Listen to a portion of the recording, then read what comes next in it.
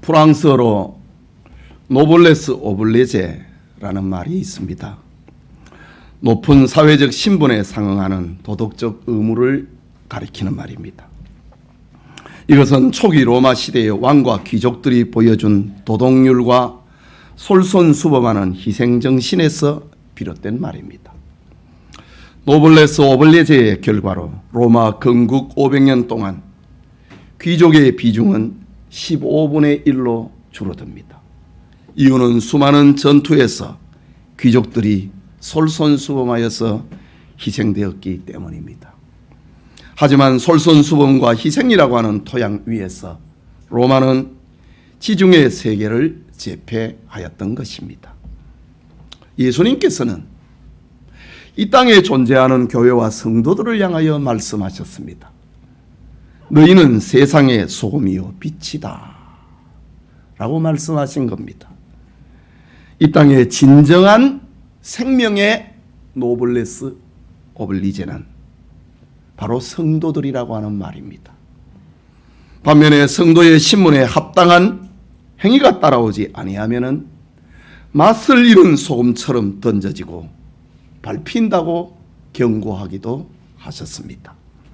오늘 우리는 성경에서 이런 진리를 깨닫게 하는 노블레스 오블리제의 권면을 만나게 됩니다.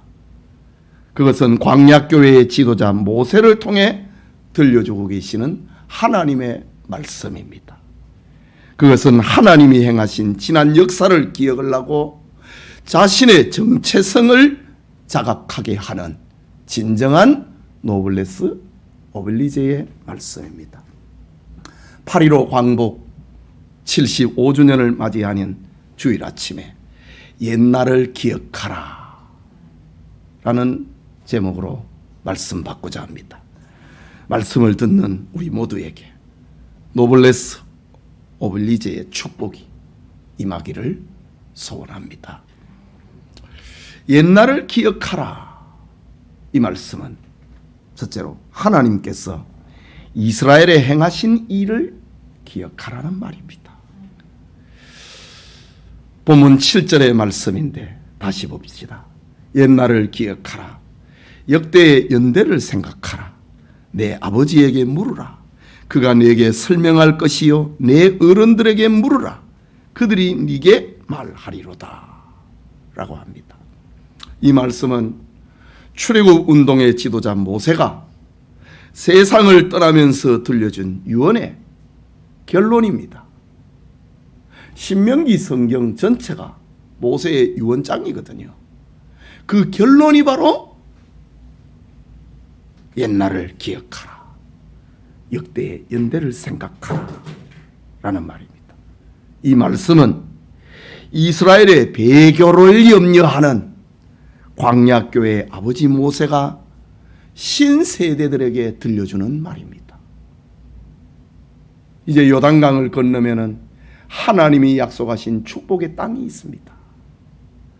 모세는 지금 그 축복 시대를 넘어가는 그 다음 시대를 지금 염려하면서 유언하고 있습니다. 그 근거가 31장 마지막 절에 나옵니다. 내가 알거니와 내가 죽은 후에 너희가 스스로 부패하여 내가 너희에게 명한 길을 떠나 너희의 여호와의 목전에 악을 행하여 너희 손으로 하는 일로 그를 경노하게 함으로 너희가 후일에 재앙을 당하리라. 지금 모세는 가나안 정복 시대, 기업 분배 시대를 넘어서서 하나님의 은혜를 잊어버리는, 그래서 재앙을 당하는 그 시대를 내다보면서 들려주고 있는 말입니다. 가나안 입성을 앞에 두고 있는 이스라엘 신세대들에게 기억하라, 생각하라 라는 말로 유언을 매듭합니다. 유언의 핵심은 하나님께서 행하신 일, 역대의 연대, 그것을 기억하고 생각하라는 말입니다. 이 일을 위하여서 신세대들은 너희 아버지에게 물으라. 너희 어른들에게 물으라. 그들이 답해 줄 것이다 라고 합니다. 여러분, 이스라엘의 옛날과 역대의 연대, 이것은 이스라엘의 원역사, 이스라엘의 기원의 역사, 아브라함 시대부터 출애굽과 광야 시대에 행하신 하나님의 일을 가리킵니다.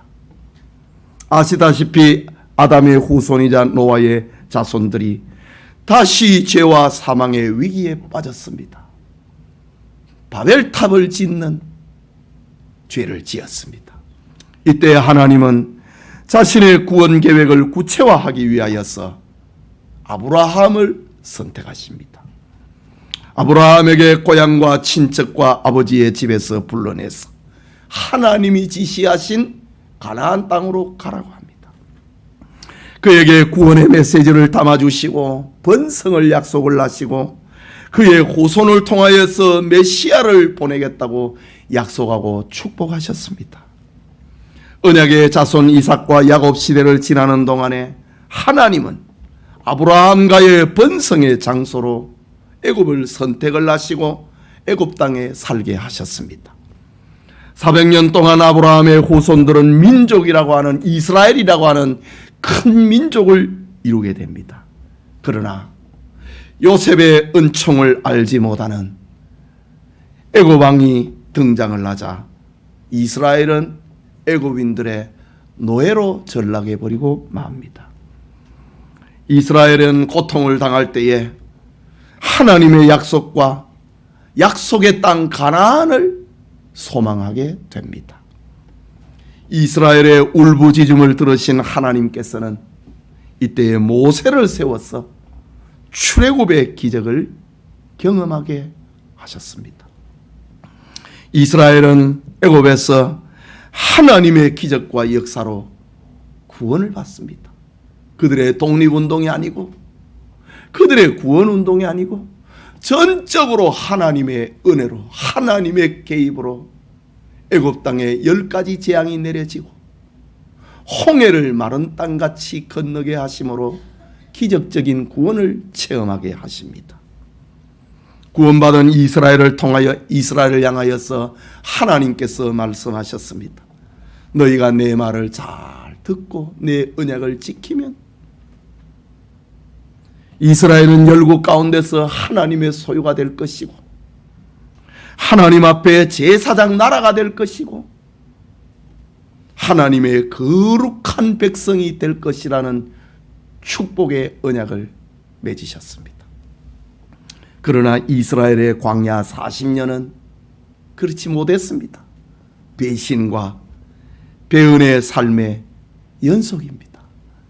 그럼에도 하나님은 하늘의 양식인 만나로 이스라엘을 먹여주셨고 반석의 생수로 마시게 해주셨고 구름 기둥과 불 기둥으로 보호하고 지금 가나안 땅이 내려다 보이는 요단강 건너편에 지금 머물면서 모세의 유언 설교를 듣고 있는 것입니다. 이스라엘의 모습 앞에 하나님의 사랑과 하나님의 긍휼이 줄어든 적이 없었다. 이 옛날의 일을, 역대의 연대를 생각하라. 이것은 이스라엘의 이야기고 오늘 우리의 구원의 이야기인 것입니다. 이스라엘은 이제 광야 생활을 끝내고 언약의 땅 가나안으로 입성하려고 합니다. 하나님의 계획에 따르면 가나안 땅은 아브라함과 다윗의 자손 예수 그리스도의 세계를 만들기 위한 언약의 장소였습니다. 그러나 세상은 자기와 자기 나라를 화려하게 만드는 데 집중합니다. 사람들은 광대한 영토와 물질적인 위력과 자원 그리고 잘 훈련된 군대에 가치를 두게 됩니다. 하나님의 생각은 사람의 생각과 이렇게 다르고 하나님의 길은 사람의 길과 이렇게 다르게 됩니다.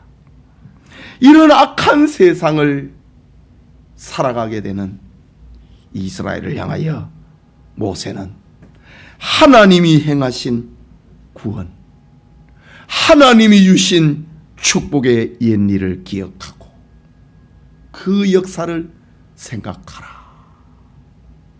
그래야 너희의 날이 길게 될 것이다 라는 유언의 이야기를 들려줍니다. 너희는 아버지에게 묻고 어른들에게 묻고 아버지는 자녀들에게 가르치고 자녀들은 아버지에게 물으라. 하나님의 구원의 이야기가 너희의 삶의 주제가 되는 동안에 너희는 축복의 날을 계속하게 될 것이냐, 이런 말씀입니다. 그게 둘째로 생각하고자 하는 것은 우리가 기억해야 할 역사가 있습니다. 그것은 19세기 말 우리나라의 상황과 기독교의 전례입니다. 이 땅의 고통과 가난을 알지 못하는 오늘의 신세대들은 우리가 옛날부터 이렇게 잘 살았는 줄 압니다. 우리가 옛날부터 아파트에 살고 자가용을 먹고 삼시세끼가 아니고 간식을 먹을 수 있는 줄 압니다. 그러나 그렇지 않습니다. 지금으로부터 100여 년 전에 우리나라의 역사는 한마디로 비운의 역사였습니다. 나라가 아닙니다. 특히 1894년부터 1910년까지 25년 동안에 이 땅에 벌어진 청나라와 일본의 전쟁, 그리고 러시아와 일본의 전쟁이 바로 이 한반도에서 일어납니다. 식민지 쟁탈의 경연장이 이 땅입니다. 전쟁터가 이 땅입니다. 당시에 평양을 방문했던 이사벨라 비숍이라고 하는 사람은 이렇게 글을 남깁니다. 평양 근교 10리길 넘게 피비린내가 진동하였다. 평양은 두말할 것 없고 평양 근교 10리길이 피비린내가 진동했다. 이것이 우리의 역사입니다. 왕실은 권위를 잃어버리고 아무런 주권도 없고 돈도 없고 군대도 없습니다. 미국의 외교가 포스터라고 하는 사람은 우리나라를 강대국 든뒤 한반도를 갖고자 침을 흘리는 나봇의 포도원과 같았다. 그냥 우리나라는 누가 먼저 차지하느냐, 누가 내 것이냐 선포하는 그런 장소였다. 국가는 백성을 지키지 못하고 자기 살 길에 급급했습니다. 이것이 조선 후기의 역사입니다. 나와 내 민족, 나와 내 혈통만 좀 지켜달라. 이게 고종 황제의 길입니다. 이런 암흑의 시대에 1885년 4월 5일 부활절 아침에 기독교 복음이 이 땅에 전래됐습니다. 나라 이런 슬픔이 북받쳤을 때 기독교의 복음은 사랑과 능력의 하나님을 믿게 하는 희망이 되었습니다. 선교사들을 통해 복음 전도는 교회를 설립을 하였고 문명을 깨우치기 위한 교육 사업으로 길을 열었습니다. 언더우드는 오늘의 경신학교인 예수교 학당을 세우고 아펜젤레는 배제 학당을, 스크랜턴 선교사는 이화 학당을, 이화 대학을 말하는 겁니다. 옐레스는 오늘의 정신 여학교인 예수교 여학당을 세웠습니다. 1910년 우리나라가 일본으로 다 넘어가 버리기 전 그때까지 25년 동안에 이 땅에 세워진 학교의 수는 대단합니다. 장로교회에서 세운 학교가 605개입니다. 25년 사이에 말입니다. 감리교회에서 세운 학교가 200개입니다. 기타 기독교단에서 세운 학교를 포함하면 기독교 복음전도 25년 만에 950교의 학교가 세워집니다. 그전에는 학교라고 하는 언어가 없었습니다. 그냥 서당이었습니다. 교회를 통하여 선교사님들을 통하여서 학교라고 하는 언어가 이 땅에 생겨졌습니다. 일본 총독 데라우찌는 시정연설에서 사립학교 중 대부분은 선교사들이 경영을 하였는데 그 학생 수가 20만 명을 넘으니 보통 학교의 학생 수보다 훨씬 많았다. 서당에 다니는 아이들보다 학교 다니는 아이들이 더 많았다. 일본 총독부에 선교사들이 운영하고 있는 학교 상황을 그렇게 말했습니다. 또한 의료 선교사로우러 의사 알렌은 갑심정변에 중상을 입은 명성황후의 조카 민영익과 고관들을 치료해 주므로 고종 황제로부터 1885년 2월 최초의 서양병원, 오늘의 세브란스 병원인 광예원을 설립을 허락받습니다. 스크랜턴은 정동 제1병원을, 하와드는 이화학당 구내에 부인병원을 설립을 하는데 명성황후가 이 부인병원의 이름을 보구여관이라는 이름을 지어 주었습니다. 선교사들은 전국적으로 병원을 세워서 의료 선교 사업에 몰두했습니다. 교육 그리고 의료 선교, 이것은 이 땅의 무지와 질병에서 허덕이는 백성들에게 광명을 주었고 이 나라를 치료하고 영혼의 병을 치료하는 길을 안내했던 것입니다. 그뿐만 아니라 선교사님들의 한글 성경 복음은 일제강점기에 한글 보존과 민족의식을 고취하는 데 결정적인 역할을 합니다. 복음을 전하기 위해서 한글을 가르치는 겁니다. 이런 상황 속에서 교회는 사경회를 열었고 성경 연구 활동을 했고 전도 활동을 통하여서 공동체 의식을 고취하고 이 땅에 하나님 신앙의 뿌리가 근간이 되도록 만들어 놓았습니다. 계속해서 생각하고자 하는 것은 일제의 강점기에 교회가 받은 순환과 8.15 해방입니다.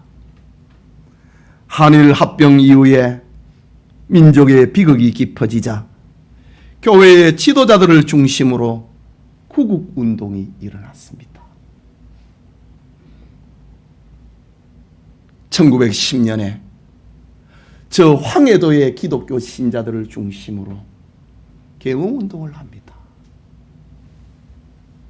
일본은 기독교 지도자들에게 누명을 씌워가지고 독립군의 군자금을 마련했다고 하는 그 누명을 씌워가지고 교회를 박해합니다. 지도자들을 체포해버립니다. 이것이 1910년에 일어난 해서 교육총회 사건입니다. 황해도에서 일어나는 사건입니다. 그 이듬해 1911년에는 유명한 백오인 사건이 일어났습니다. 총독부를 공격하려고 하는 음모를 꾸몄다는 겁니다. 그래서 기독교인 지도자 105명을 잡아버립니다. 이것은 한국 교회가 일본 침략자들에게 당한 핍박의 시작입니다. 그리고 1919년 3월 독립운동은 종파와 신분을 초월한 극우적 독립운동이었습니다. 독립선언서의 민족대표 33인의 구성원이 기독교인 16명, 천도교인 15명, 그리고 불교도인 2사람. 그래서 33명이 민족 지도자의 사인을 합니다. 독립운동에 사인을 합니다. 사인은 죽음이거든요. 이것이 언제인가?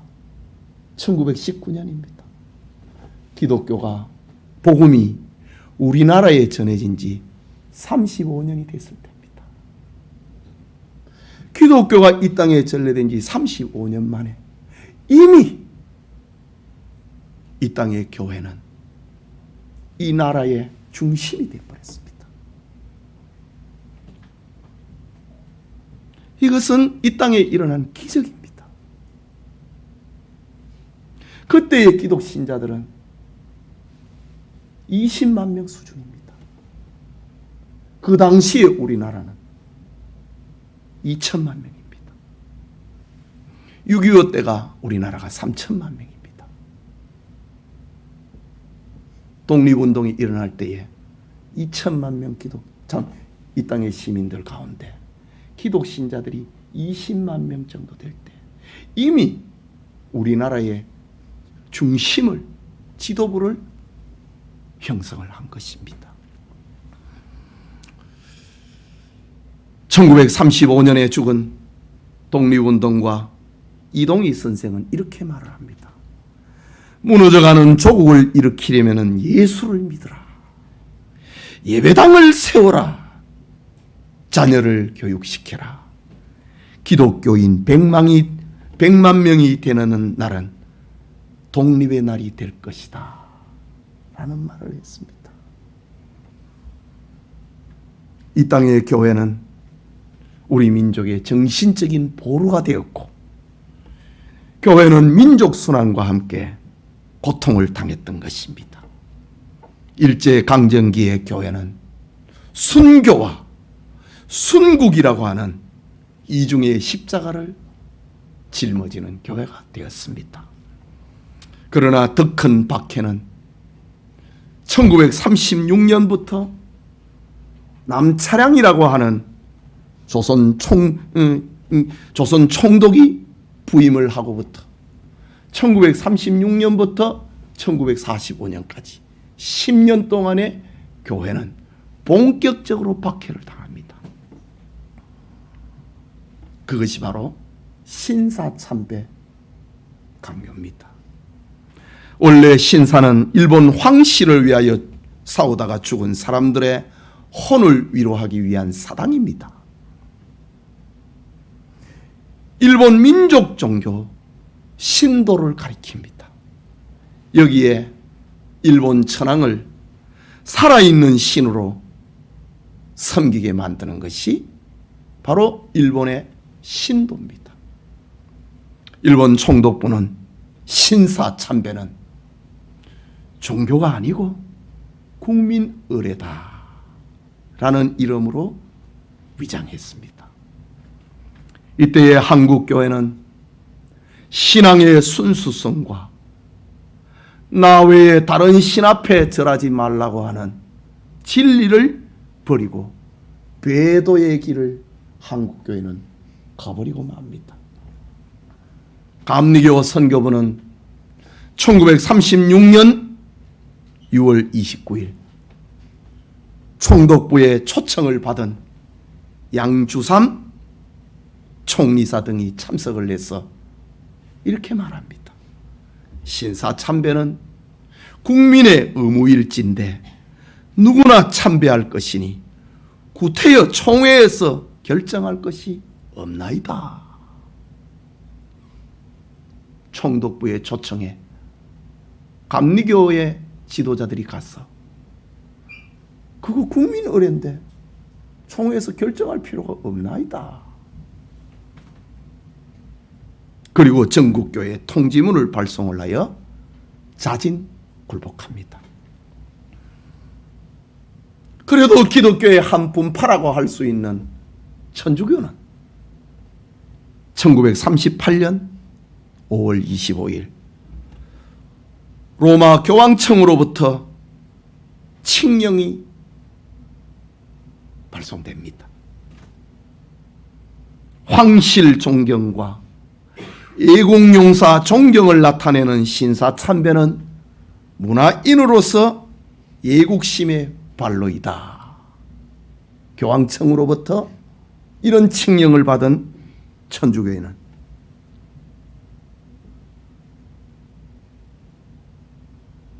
이렇게 복종하고 전국 천주교회에 통지문을 보냈습니다.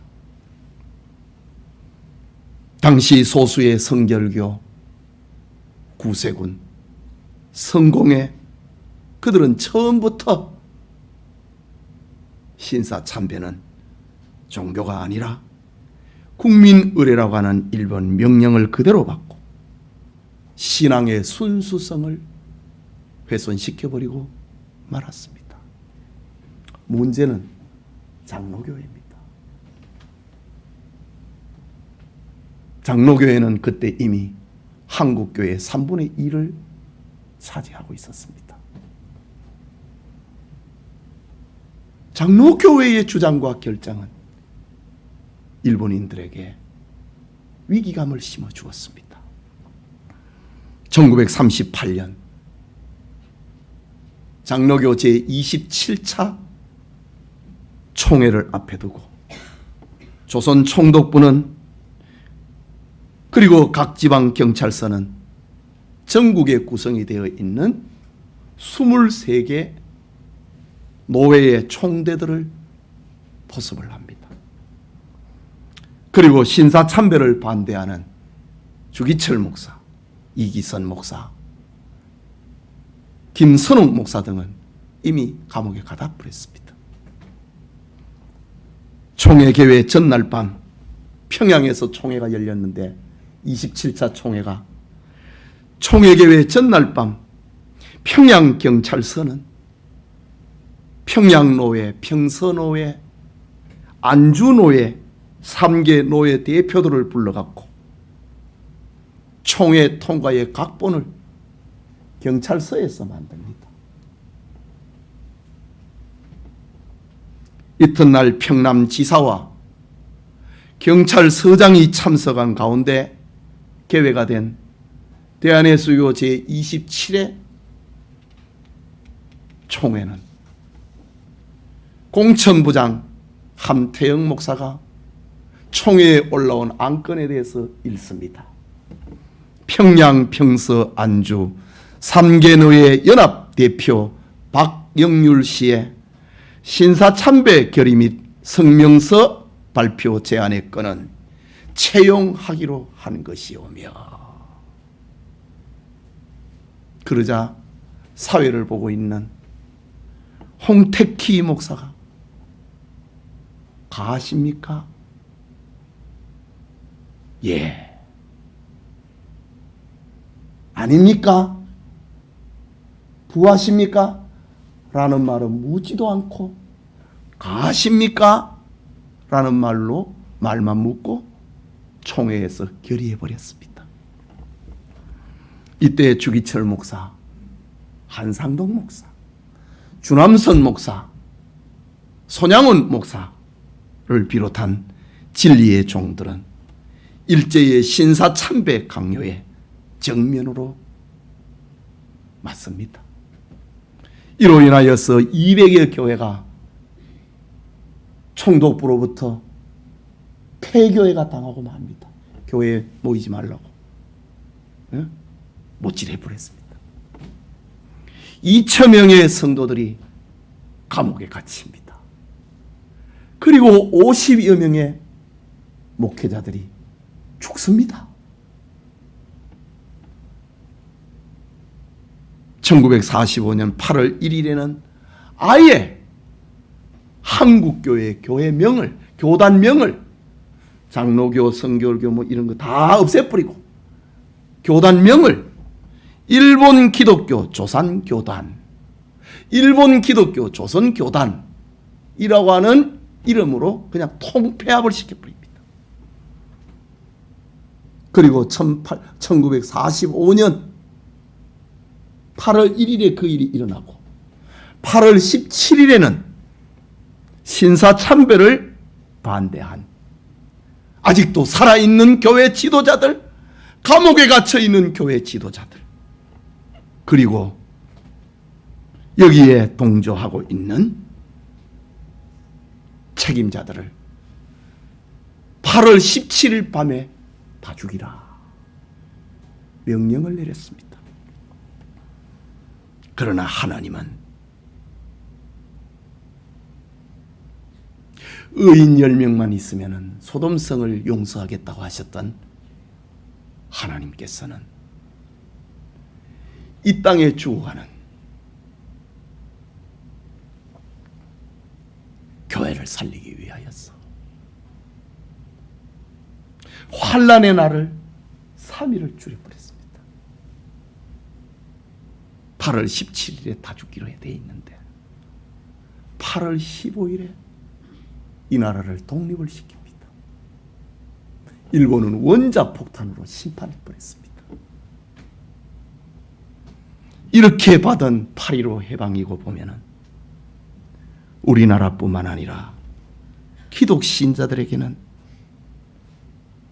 말할 수 없는 감격의 날이 된 것입니다. 해방을 맞이한 한국교회는 이제 어떻게 해야 되겠습니까? 하나님과 교회 앞에 지은 신사참배라고 하는 공적 죄, 총회에서 결정을 했으니까 공적 죄를 회개해야 됩니다. 회개하자고 외치는 소리가 바로 고려파 운동입니다. 하지만 한국교회는 그렇게 하지 않았습니다. 오히려 회개하자고 하는 추록 성도들을 향하여서 분리주의자라고 하는 딱지를 붙여버렸습니다. 우리 교회는 작지만은 추록 성도들이 세운 고려파 신앙이라고 하는 뿌리를 가지고 있습니다. 이것이 우리의 노블레스 오빌리제 신앙입니다. 여러분, 하나님 앞에 범한 이 공적인 죄를 회개하지 않자 한국교회와 우리나라에 또다시 큰 시련이 몰아닥치고 말았습니다. 이것이 바로 6.25 전쟁입니다. 2차 세계대전을 치른 미국은 해치스 라인을 설정을 하고 대한민국을 미국의 방위선에서 빼버렸습니다. 알류산 열도와 일본, 그리고 오키나와와 필리핀으로 이어지는 우리가 여기까지 지킨다. 우리나라와 대만은 해치선 라인에서 빠져버렸습니다.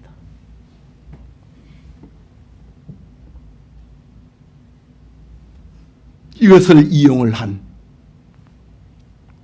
무신론적 공산주의자 북한이 소련과 중공을 등에 업고 기습남침을 시도했습니다.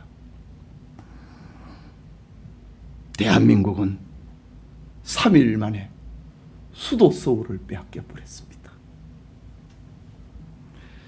그리고 밀리고 밀려서 3개월 만에 낙동강 전선으로 밀려버리고 말았습니다. 남한의 10분의 1만 남았습니다. 이 저지선을 지켜낸 것이 얼마 전에 장례를 치렀던 백섭엽 장군의 일 아닙니까?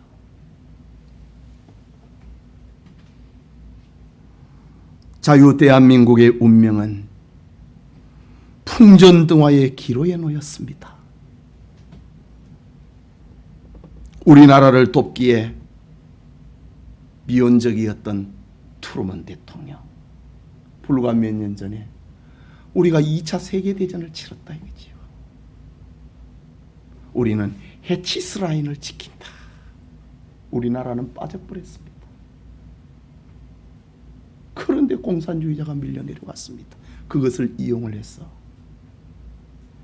미국의 방위선에서 제외돼 버린 우리 남한이 그냥 밀려왔습니다. 이때에 미국의 목사님들이 들고 일어났습니다. 대한민국이 공산화되면은 30만 명의 기독신자들이 다 죽는다. 대한민국의 공산화를 막아야 된다. 트루먼 대통령을 설득을 합니다.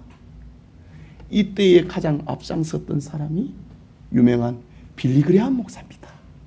2년 전에 돌아가셨잖아요. 1970년도에 여의도에 100만 집회를 열었던 그분입니다.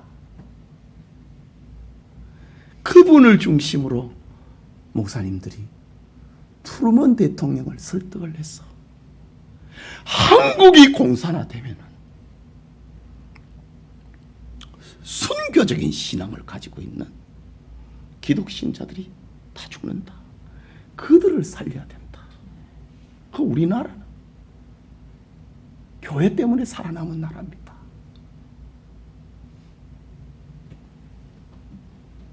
그 결과 미국을 선두로 유엔 16개 나라가 한국전쟁에 참전을 합니다. 그리고 한국교회를, 자유 대한민국을 다시 살려준 것입니다. 하나님의 구원 역사를 우리는 이렇게 가지고 있습니다. 사랑하는 성도 여러분, 가나안 입성을 앞에 둔 모세는 느보산 기슭에서 이스라엘 신세들을 향해서 염려하고 있는 것은 저들이 어떻게 가나안을 정복할 것인가, 어떻게 기업을 공평하게 나눌 것인가, 그게 아닙니다. 축복 시대를 맞이할 때에 하나님을 잊어버리면 어떡할까? 하나님의 구원의 역사, 기적의 역사를 잃어버리면 하나님으로부터 재앙을 받게 될 것인데, 그거를 잊지 못하도록 하려고 옛날을 기억하라. 역대의 연대를 기억하라. 너희 자녀들은 아버지에게 물으라. 너희 어른들에게 물으라. 그들이 너희에게 가르쳐 줄 것이다. 부모와 자식 사이에 하나님의 구원의 이야기가 회자되는 동안에 너희들은 축복을 계속 누리게 될 것이다 라는 말입니다. 하나님께서는 2020년 8월 우리에게도 옛날을 기억하고 역대의 연대를 생각하라고 하는 말씀을 한국교회를 통하여서 오늘 전해지고 있습니다. 하나님의 구원과 축복을 기억하고 생각하라는 말입니다. 8.15 해방은 하나님이 우리나라를 살려주신 날이에요. 하나님을 배반한 한국교회가 하나님과 사람 앞에 회개하는 날이다. 이것이 하나님의 구원에 기초한 그리스도인의 진정한 노블레스 오블레제이다. 우리는 여기에 6.25 동란의 비극에서 또 구원을 받은 역사를 우리는 가지고 있습니다. 그것을 기억해야 된다. 이것이 성도들의 고백이요, 사명이요, 명예가 되어야 된다. 예배드리는 모든 성도님들에게 하나님이 행하신 일들을 기억하고 생각하는 그런 은총이 있기를 소원합니다. 우리 같이 기도합시다. 말씀을 받았습니다.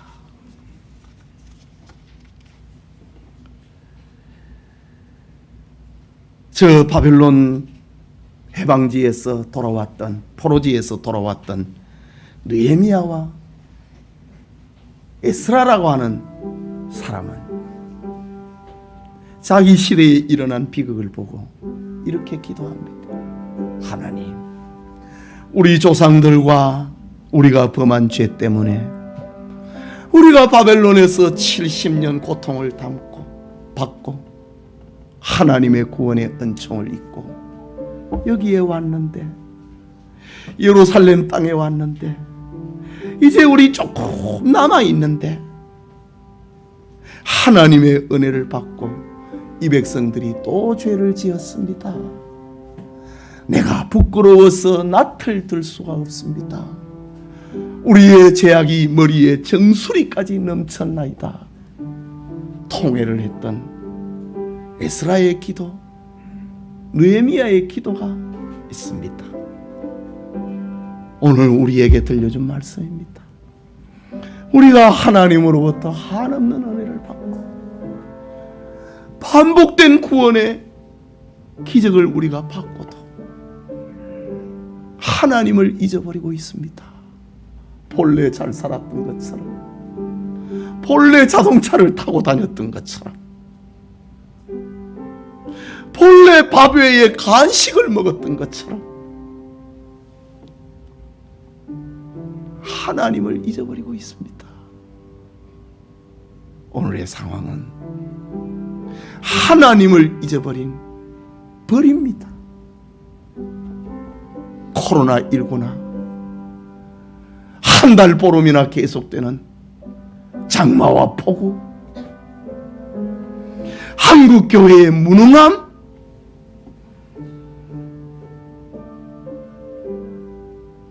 한국교회가 받은 벌입니다. 우리 깨어나야 됩니다. 작은 우리라도 내 가정에서, 내 있는 곳에서 소금이 돼야 돼. 맛을 내야 됩니다. 나는 뭘 할까? 아닙니다. 내 친구 관계에서 내가 빛이 되어줘야 됩니다. 하나님의 은혜를 잊어버리면 안 된다. 망한다. 재앙을 받는다. 우리 75주년 8.15 독립일에 광복절에 받은 말씀은 역사를 잃어버리면 망한다. 역사의식을 망각하면 하나님으로부터 재앙을 받는다. 그 메시지입니다. 우리 같이 기도합시다.